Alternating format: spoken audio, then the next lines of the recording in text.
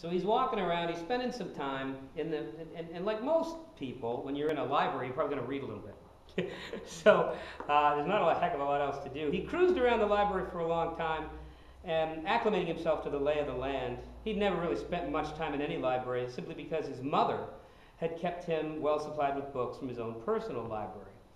And as he walks around, he says, the third floor of the library, and if you've been on it, it's in the news section, but in the third floor of the library had a large central room with two massive oak tables in the center. There were green glass library lamps and bankers' chairs and plenty of light from the great windows. The walls of this room held history books, and though he loved the ambiance of the room, he wasn't comfortable in it. There was something wrong with the history books. He discovered it when he was casually thumbing through them and passing on his way to the fiction section. As one so often does in a library or a bookstore, he was running his hand over the spines of the books as he walked by them. He stopped for a moment when he heard the voice. It spoke clearly to him in a plaintive tone. "Read me. I happened. I still matter. Don't walk by. Pick me up. You'll need me." The imperative of the tone of the history of the German nation circa 1890 caught him off guard. It commanded him to read it. It ordered him into a sense of obedience. He refused. When he removed his hand, he could still hear it whispering to him, but from a distance. It was frustrated that it might never be read again. And then he touched the history of Greece, and another voice began to speak aloud to him. "Empires rise, empires fall. It's all happened before. It will happen again. At least I think it will. I might be of use to you.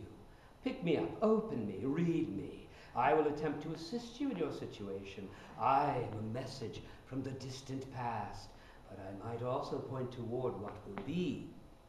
Book after book, history continued to speak to him. These voices were not the ones he heard and called whisperers. These were no indistinct whispers at the edge of the darkness that could easily be hushed with his MP3 player at the medium volume setting. These were distinct voices, clearly pronouncing and enunciating their terms. All of them in some way commanded, pleaded, or begged for his indulgence, so that they might be opened again and consumed, experienced, and pondered. Because he had already heard the whisperers, those more strident voices didn't frighten him. He had spoken to statues. He had followed ravens. He was not afraid. The problem was that they weren't human voices. They were the voices of books, and only slightly human in their nature and intonation. They spoke of binders, tape and glue, thread and leather, carbon ink, and aged paper.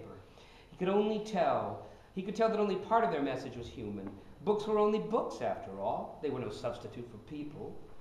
He could stop leaving this room and never enter it again, but the fascination was too strong, and in a way it was like watching a train wreck. Too horrible to wish to see, but once the eyesight has a purchase on it, too rare and strange to look away. Besides, he wondered, was he crazy or was the whole world changing because people weren't around anymore? He wondered if what was happening to him now was because it was the natural order of things, now that he was the only one to see, hear, taste, smell, and feel. Perhaps the world had a finite amount of sensory input, and like the little ham radio, he was the last receiver on Earth. The next book that spoke to him was the autobiography of Benjamin Franklin. He touched it, and it didn't say anything except, "Yes." It had actually asked him a question. The other books were all expository in nature, but this one was interrogative. Brady found himself speaking back to the book. "Oh, I'm sorry, nothing, just passing by." He felt a bit foolish until the book answered him, which meant that there could be a conversation, something books didn't always do all that readily. "Young man, I sense that you and I could be of service to each other, and while I am perfectly content to sit here until the end of days, I would rather be of use, if for no other reason than to gain my own understanding of what has happened to the world." Brady gawked. "You know what's happened? How can that be?" "Oh, to be clear, I am not certain of the state of things in the world of your day. I cannot say that I was even quite clear about the state of the world in my own day. But I have made it a habit in my time on earth to listen and observe much more than I speak. I can tell from the vast quiet that has befallen creation that something has happened to humanity. I am intrigued." And he talks to the book for a while, and finally he decides that this book is going to be in his back pocket, and he's going to carry it with him everywhere. And you would too if you could have Ben Franklin with you. If you had to have someone, Ben Franklin wouldn't be bad. And he said, "Would you mind if I took you along with me? And I've been a little lonely. Happy to oblige, young man. I will think of you as my ship upon the ocean. Carry me wherever you will. But I cannot keep calling you young man." And then, "What is your name?" Brady shook his head in disbelief, and then for the first time in his life introduced himself to a book. "I am Brady Smith, Mr. Franklin." "And what is it that you do, Mr. Smith?" asked the book. "Do? Well, I'm a survivor of the great falling of humankind. I live in the abandonment. I survived. That's what I do." "Well, a pleasure to make your acquaintance, Brady. Let us depart this room." Brady carried the book with both hands, reverentially. As he reached the top of the stairs to descend to the nonfiction section, he heard the history books and began to shout at him.